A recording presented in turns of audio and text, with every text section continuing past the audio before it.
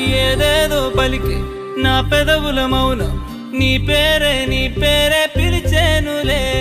నీ పిచ్చితోనే అల్లాడే ప్రాణం నిన్నేలే తలచేను